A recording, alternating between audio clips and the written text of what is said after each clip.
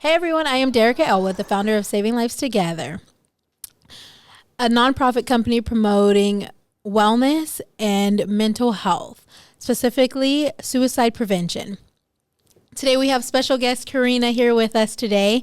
We're going to talk about mental health burnout as a entrepreneur, along with worker, along with being a wife, and then we even have Karina all the way from Ukraine. So we'll dive a little deep dive in there too.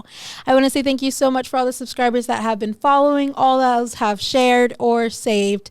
If you are not yet following, go ahead and make sure to go like, follow, and share. Thank you so much. Hey Karina, how are you? Hi, so good to be here. Yay! How are you? I'm good. I never thought that I'm going to be sitting across the table from you, kind of like not in a dinner kind of manner, but something a little more serious. So I'm excited to see where this is going to take us. Yeah, I love that. Well, let's dive in. I feel like everybody knows about me, so tell us a little bit about you. Who's Karina? Okay, well, my name is Karina. I'm from Ukraine. I moved to U.S. when I was 18 years old. So right now I'm 27, turning 28 in July. Moved here by myself. Pretty crazy story, actually. And shortly after a couple of years, just got married. So I'm married now, working in a social field, just with social work. And I'm a musician and a singer as well. So that's like a little You just demo. do it all, you know. Just a little bit of everything, not much. I'm just killing it at life right now. I'm learning from the best. Oh gosh. So go ahead and are you ready to dive in? Let's do it. All right.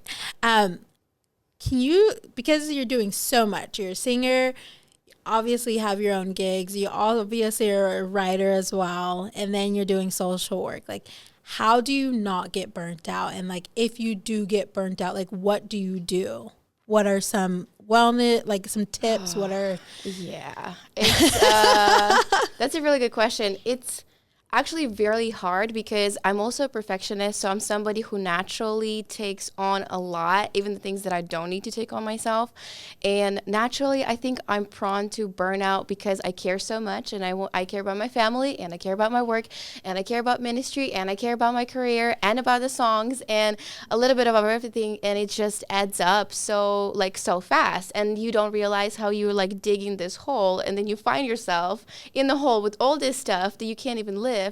So it's been honestly a journey of learning how to, the first thing is just saying no to things that I actually don't need to be doing, and being honest with myself about how much can I actually handle and what's realistic for me, for Karina. Yeah. And remembering that I have 24 hours a day. That actually helps. That's all we have, right? 24 hours in a day. Yeah. I love that you said the biggest one was learning how to say no, because I feel like being a perfectionist or always wanting your hands in the pot, or for us, for our age, Yep. right? FOMO, For sure. fear of missing out. And so I feel like saying no is like a huge, like, learning curve for It's sure. a struggle for sure. Yeah. It can be really difficult. And also, you have to realize that every time you say yes to something, that means you're saying no to something else. And every time you're saying no to something, you're saying yes to yourself. So it's like this never ending circle, and realizing that, like, for me, it was realizing that me, myself, is not less worthy than all these other things that I want to do. Right. Like, just me as a person who needs time for herself, who just needs to slow down and take a cup of tea from Savings Life Together, Teas for Life. Yes, please. And take a bath and just make some bubbles and read a book. And that is not less important than me helping somebody at my work, or doing an extra gig, or doing something for the ministry. That is not less important. That's actually sometimes more important. So Yeah. learning that. That's big. That is like mic drop. Go ahead. So you're from Ukraine. Yep. And you came here by yourself. Yes. You have your brother here now, though. Yeah, he just moved actually, September. But there's still family back in Ukraine, right? Yeah, my parents and other two of my siblings. How has that, like, knowing what's going on there, and just having that separation, I guess, right now? How has that been for you? And like, I actually was thinking about this question a lot, and I realized that I had to go through some stages of like different emotions kind of processing. So it's very terrifying when something can happen to your family and you have no control over it. So Right. you are in the zone when you cannot change nothing. No matter how much I try, I can't go out there and just like, pick up a rifle and like protect my family. I have to just sit here and believe and trust that God's going to keep them safe. And it went from like anger, resentment to finally, I feel like I had to grieve a little bit. And I think that's where I like settled, like I am grieving that they're going through this, but I have to find hope in that too. And like my faith really helps just to keep that in line, that like I know I can trust that the Lord is going to keep them safe. So it's been, it was really challenging, especially like in the beginning of the war, just fighting with those thoughts and the fact that you don't have control. You Right. just don't have control and you can't do anything about it. And eventually finding peace, not in the fact that like I'm okay with it, like, oh, I'm cool, that's fine. Like, peace is not that. Peace is more like I understand and I cannot do anything about this, but I choose to like be okay. yeah. So I love that. One of the biggest things that I've even been learning lately is a lot of like grief and like what grief is. And there's like you said, there are so many stages. One being like distress, emotional, physically, anger, all of that is all a part of grief. And like, I had no idea Right. that like grieving is obviously like you can do it over a death, but you can also do it over somebody's life, right? 100%. It can be literally about like losing a job. Yeah. It can be about losing a friend. And because we're so unfamiliar with that emotion, we almost like withhold ourselves from feeling grief. We would rather feel angry, right? Because it's more like out there than going inside and sitting down and dealing with what's actually going on like inside of me and letting yourself grieve. It's so different. I don't know. I've never like actually thought about it, but this whole situation with war made me go through that and actually realize that it is healthy for me to do that. Yeah, totally. Yeah. I'm a big believer. Dive into your emotions. It's good wellness.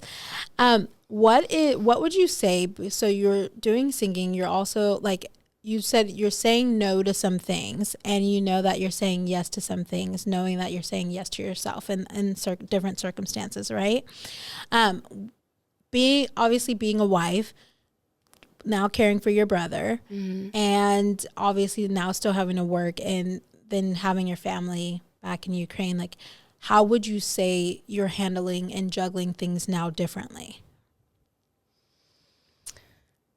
Man, I think honestly that magic word no has just made all the difference for me. It's so useful. And I just don't say it enough. I think you have to just almost like write it down for yourself. What is your priority? What is your number one? And when situations come, I have to evaluate it and I have to do it by that list. Like if family is my number one, if me being with my husband or me supporting my brother when he's going through something is number one, that whatever else requires my attention has to kind of line up with that. Yeah. And then you go down the list and you see like what things are next. And accordingly, you just see if you can say yes or no to it. And honestly, for me, yeah, that has been a really great tool. And just finding time for myself, I think that's a priority. And I think you taught me that. I'm still really bad at it. You're learning, though. You're learning. I'm learning. I'm not where I was yesterday. And I'm really trying. And I think that has been tremendously helping me, because if I cannot really get aligned with my own emotions and understand where I am at, I'm not going to understand where everybody else is at. Right. I cannot gauge the situation correctly. I cannot understand the circumstances. I cannot feel somebody else's emotions and support somebody well, especially in social work. Like, you have to be able to, like, keep your stuff together. So having that time for myself, like, really has been helping. Like, okay, like, I need to take care of me, and then I can take care of other people. So... balancing it out. What would you say one of the biggest challenges are of, being married young? And like how do you navigate through that? It's funny, I don't consider myself that young. A lot of your followers would not agree, but 27 doesn't sound that, I don't know. It just doesn't. I'm about to hit 30, guys.